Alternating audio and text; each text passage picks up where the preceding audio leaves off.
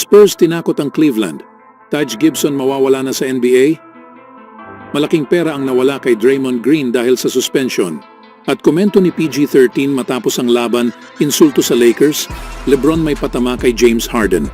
Ngunit bago ang lahat, new Adidas fashion, mabibili lamang sa halagang 1,299 pesos. Click lamang ang link sa comment section or bisitahin lamang ang tiffen.com for more high-quality shoes. Noong linggo, ang New York Knicks ay tinalo ang Washington Wizards sa road sa score na 121-105. Si Taj Gibson ay hindi naglaro sa game dahil ine-report ni Fred Katz ng The Athletic na ang Knicks ay balak tanggalin sa roster ang 15-year NBA veteran. Ang team ngayon ay mayroon ng 14 players na kung saan ito ay makakapagbigay sa kanilang abilidad para gumawa ng 2 para sa isa o 3 para sa 2 trade. Ang kontrata ni Gibson ay nagset na ngayong magiging garantisado sa araw na ito. Ang balitang ito ay naging senyales na ang Knicks, mga kaibigan, ay magiging aktibo bago pa man ang trade deadline. Ang Knicks, sila ay naging 21-15 sa kanilang first 36 games, isang sapat para mahawakan ang 4th seed sa Eastern Conference. Isang malaking bagay. Si Taj Gibson ay isang malaking bagay pa rin sa isang koponan. Siya ay naging 26th pick noong 2009 NBA Draft at naglaro kasama ang Chicago Bulls, Washington Wizards, Minnesota Timberwolves, and Oklahoma City Thunder. Sa kanyang career, siya ay nakapag-average ng 8.7 points, 5.9 rebounds, 1.0 assists, and 1.0 blocks per contest while shooting 51.8% from the field and 26.1% from the three-point range sa loob ng 955 sa regular season games. Siya rin ay naglaro sa 71 NBA playoff games. Sa kabilang banda naman, mga kaibigan, ang Cleveland Cavaliers ay nakumpleto ang 3-game homestand sweep kasama si Victor Wembanyama at ng San Antonio Spurs sa Rocket Mortgage Fieldhouse. Bagaman, dinaanan ang lahat ng 48 minutes sa regulation para malaman kung sino ang mananalo sa laban. Matapos sa layup ni Caris LeVert na nakapagbigay sa Cavaliers sa score na 117-104 lead sa natitirang 2.42 sa fourth quarter, ang Spurs ay nagtungo sa last-minute offensive surge para magawa ang isang possession game. Ang San Antonio ay nagamit ang 11-0 run para makat ang lamang ng Cleveland patungo sa 117-115 sa natitirang 41 seconds sa final period. Sa bandang huli, na-block ang ginawa ni LeVert sa natitirang 2 seconds at nagbigay ito sa Spurs ng tsansa para maipanalo ang laban. Hindi, ito ay isang bagay na inisip ko ngayong magkaiba kumpara sa nakaraang laban sa Toronto. Inisip ko sa Toronto, nagkaroon kami ng pagkakataon para manalo, kaya lang hindi lang kami nakagawa ng magandang pananaw. Muli, aakuin ko ang responsibilidad. Tanging inisip ko lang na maraming mga bagay ang mangyayari sa laban na ito. Ito ay isang paghahanda sa aming susunod na schedule. Nakuha namin ngayon ang maagang exit mentally. Ngunit muli, ito ay mga bagay na ipagpapatuloy naming trabahuin panigurado dahil alam namin kung gaano ito kaimportante ayon sa Cavs head coach na si JB Bickerstaff. Noong January 1, ang Cleveland ay natalo sa Toronto Raptors sa score na 124-121 matapos naging tabla sa score na 118 sa natitirang 1.45 left sa fourth quarter. Sa araw na ito, gayunpaman, ang Wine and Gold ay nakasurvive sa laban. Ang susunod, ang Cavaliers ay babiyahe sa Paris, France para harapin ang Brooklyn Nets sa paparating na Biyernes. Sa kabilang banda naman, mga kaibigan, ang indefinite suspension ni Draymond Green ay nagtapos na sa araw na ito.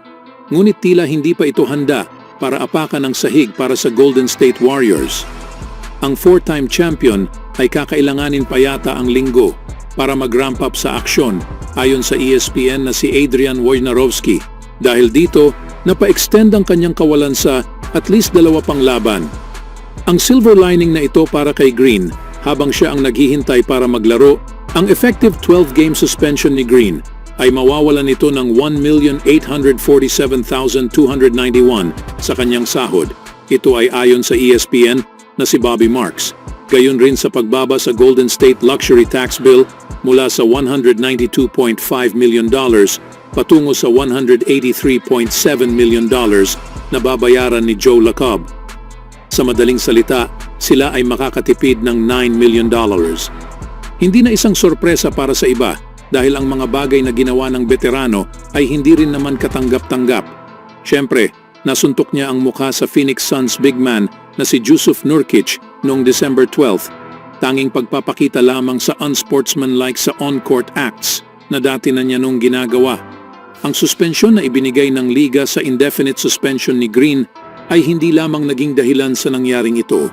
Tumaas ang kanyang parusa dahil na rin sa last season event na naka-headline ang pagsuntok nito sa former teammate na si Jordan Poole at pag-choke sa Minnesota Timberwolves center na si Rudy Gobert. Tunay na siya ay nawalan ng napakalaking halaga sa kanyang nakuhang suspensyon. Ngunit si Green, mga kaibigan, ay makakatanggap pa rin ng approximately $20.5 million sa season na ito, habang ang natitirang 3 taon sa halagang $77 million sa kanyang bagong kontratang nakuha last summer ay buong garantisado. Ang abilidad ni Green na maiwasan ang mga unnecessary violence na siyang naging identity na niya ngayon sa kanyang paglalaro ay makakaapekto sa Warriors plan para sa kanyang short at long-term future.